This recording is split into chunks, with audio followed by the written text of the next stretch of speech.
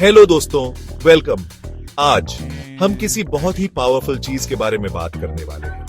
Life हमेशा एक smooth road नहीं होती। ये हमारे सामने चैलेंजेस फेंकती है, रुकावटें खड़ी करती है और कभी-कभी हमें स्टक महसूस कराती है। लेकिन आपके अंदर गहराई में एक अटूट स्पिरिट है, एक ऐसी स्पिरिट जो किसी भी तूफान का सामना कर सकती है और स्ट्रॉन्गर बनकर उभर सकती है। ये स्पिरिट आपकी सबसे बड़ी एसेट है। ये आपकी असली पावर का सोर्स है। आप जितना सोचते हैं उससे कहीं ज्यादा स्ट्रॉन्गर हैं। ये कहानी है रेजिलियंस की, गलतियों से सीखने की और उस इनक्रेडिबल ट्रांसफॉर्मेशन की जो तब होता है जब आप क्विट ना करने का फैसला करते हैं। ये आपके अंदर उस स्पार्क को जगाने के लिए डिजाइन की गई है। सक्सेस का मतलब फेलियर से बचना नहीं है। ये इस बारे में है कि आप फेल होने के बाद क्या करते हैं। परसिवियरेंस वो जिद है जो आपको हर बार गिरने के बाद एक बार और उठने की हिम्मत देती है। अपनी लाइफ पर जरा सोचिए, उन सपनों के बारे में सोचिए जिन्हें शायद आपने होल्ड पर रख दिया हो क्योंकि रास्ता बहुत मुश्किल लग रहा था। चलिए मिलते हैं रोहान से। रोहान एक ऑर्डिनरी सा नौजवान था जिसका एक एक्स्ट्रॉर्डिनरी सपना था। वो अंडर प्रिविलेज्ड बच्चों के लिए एक एजुकेशनल ऐप बनाना चाहता था। उसका विजन एक ऐसी दुनिया थी जहां किसी भी बच्चे का पोटेंशियल उसके हालातों की वजह से लिमिटेड ना हो। उसने अनगिनत घंटे रिसर्च करने, ऐप डेवलपमेंट सीखने और अपना इनिशियल कॉन्सेप्ट बनाने में लगाए। जब उसने अपना सपना शेयर किया तो रिएक्शंस मिले जुले थे। कुछ सपोर्टिव थे तो कुछ स्केप्टिकल, लेकिन रोहान अपने कोर बिलीफ पर अड़ा रहा। उसका विजन क्लियर था, उसका यकीन पक्का था। वो दुनिया उसके सामने जो कुछ भी लाने वाली थी उसका सामना करने के लिए रेडी था। आखिरकार वो दिन आ ही गया जब रोहान को अपना ऐप लॉन्च करना था। उसने पूरा प्रोजेक्ट खुद के दम पर मतलब बूटस्ट्रैप किया था। जब उसने पब्लिश बटन क्लिक किया तो एंटिसिपेशन लगभग अनबेरेबल थी, लेकिन रियलिटी बहुत हार्श थी। ऐप में टेक्निकल ग्लिचेस थे और यूजर अडॉप्शन बहुत स्लो था।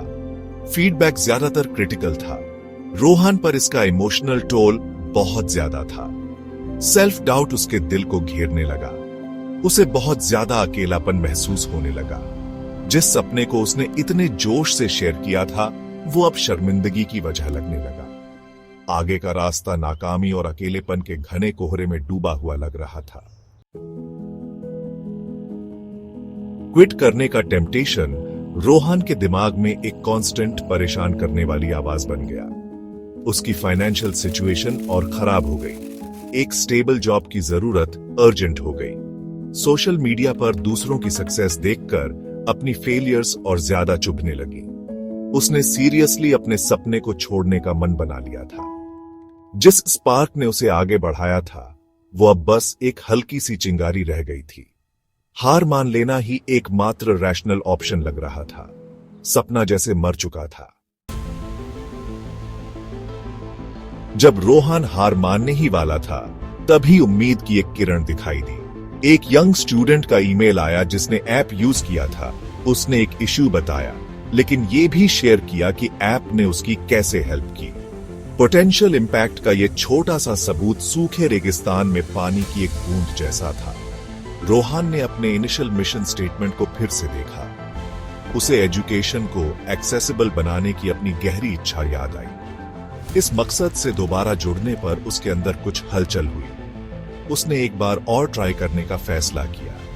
इस बार वो ज्यादा स्मार्टर, ज्यादा हम्बल और ज्यादा यूजर फोकस्ड होगा। वो निराशा को जीतने नहीं देगा। हिम्मत जुटाकर उसने फिर से यकीन करने का फैसला किया। वो खुद संभला, अगले चैप्टर के लिए रेडी। डर अब भी था, लेकिन उम्मीद की एक हल्की सी लौ भी थी। अपने नए जोश के साथ रोहान वापस ड्राइंग बोर्ड पर गया। उसने अपनी पहली फेल्ड अटेम्प्ट के हर पहलू को बहुत ध्यान से एनालाइज किया। उसने ऑनेस्ट फीडबैक मांगा।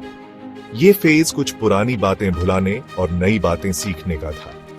उसने छोटे छोटे इंक्रीमेंटल चेंजेस करने की स्ट्रैटेजी अपनाई।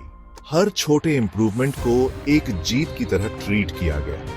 उसने एक सपोर्ट सिस्टम बनाया और दूसरे एंटरप्रेन्योर से जुड़ा।